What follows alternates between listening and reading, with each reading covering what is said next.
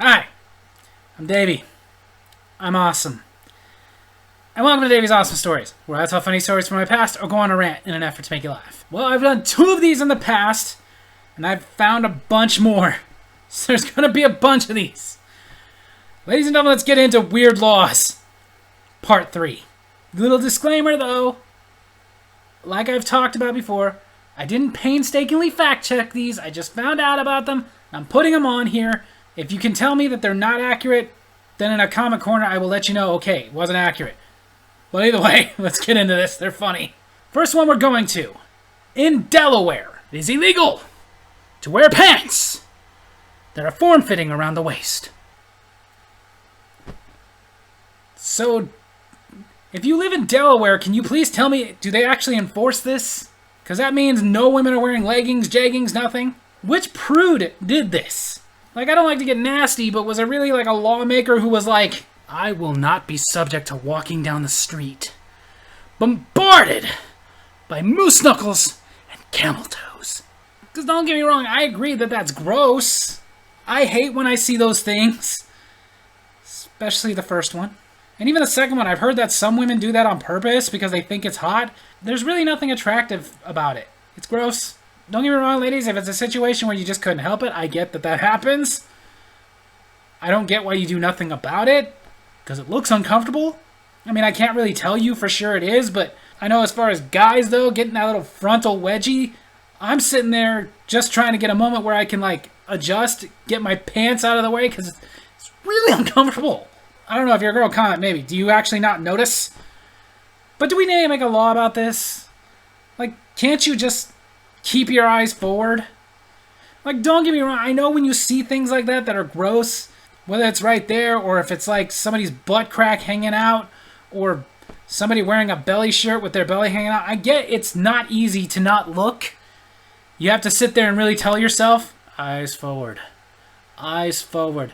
Don't look. Don't look. It's horrible. Don't look. Don't look. But it's not going to traumatize you. Is that what it was? Was this lawmaker having nightmares about it? Like, no, camels, go away. No, moose. I don't know the plural for you, but go away. Because honestly, I would just tell that lawmaker, like, dude, grow up. The next weird law comes from Pennsylvania. It is illegal to tie a dollar to a string and then pull it away when somebody bends down to pick it up. Someone couldn't take a joke. What lawmaker did this? And why? I was chasing that dollar for hours. It was just a buck.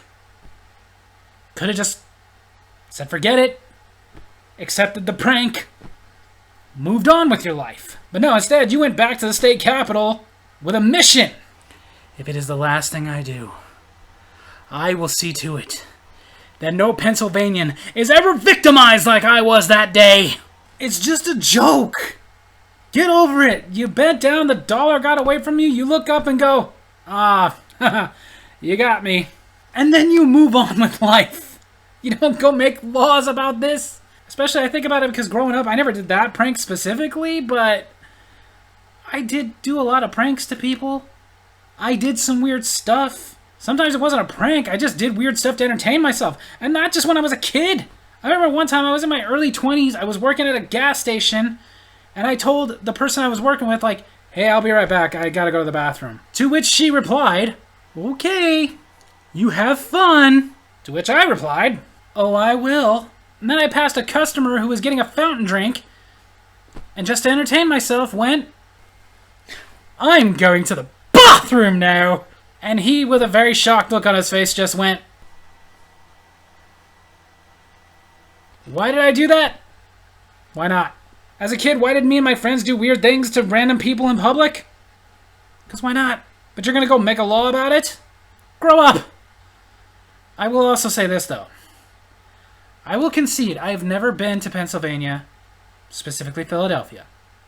But I've known several people from Philadelphia. Not to mention we've all heard all the stories. So where does somebody in Pennsylvania get the huevos to go and make a law over something that's impolite. The final weird law I'm going to talk about today, but there will be more in the future, comes from the great state of Michigan, where it is illegal to paint a sparrow to sell it as a parakeet. I'm definitely sensing there was a story to go along with this one. Apparently somebody sold a sparrow to the wrong person.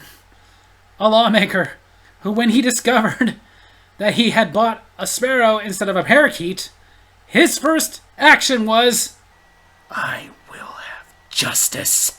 So, Batman went out there and made it against the law to paint sparrows to sell as parakeets. I'm halfway agreeing with this law. How about we just don't paint sparrows? Sounds a little bit like animal cruelty. But apparently if I can catch a sparrow, I can paint him just for the hell of it. Like, the same lawmaker can walk by and go, why'd you paint that sparrow? It's bored. Or maybe it arouses me. Or maybe I don't have to explain my art to you, sir. That sparrow that now is painted to resemble a peacock is art. My art. It is not for sale. It's not going to be hung on a wall. I'm not that cruel. It's just going to sit here in my yard looking all peacocky. Peacocky?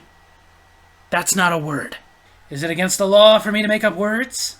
It will be. But here's the thing. If you bought a sparrow that looked like a parakeet, which is possible. It is possible. I did Google this. Certain species of sparrows, sure, could be made to look enough like a parakeet to convince you to buy one. But if you did buy a sparrow that you thought was a parakeet, so what? You still got a bird. Do sparrows not do the same tricks as parakeets? I mean, I'm not a bird expert, but I'm pretty sure that when you get a bird of any kind, except for a parrot, it just goes up into a cage and makes noise. That's about it. A parrot will mimic some of the stuff you say, but that's about it too. What is it, you love the sound of a parakeet but hate the sound of a sparrow? What's going on there? Who cares? Did you go home thinking, I'm gonna teach this parakeet to fetch? And then when you tried to get the parakeet to fetch, it just kept flying, and that's when you were like, wait a minute. That's not a parakeet. It's another sparrow! I'm guessing this didn't happen to him only once. Not only did it happen more than once, but by more than one pet store owner! So there you go. If you're going to open a pet store in Michigan, sell real parakeets. So there you have it. That's my story video this week. I hope you guys enjoyed it, and if you did, make sure to hit like, hit subscribe, hit that little bell so you get notifications when I post new videos, and leave a comment. Give me some more weird laws that I can talk about later. Love you guys.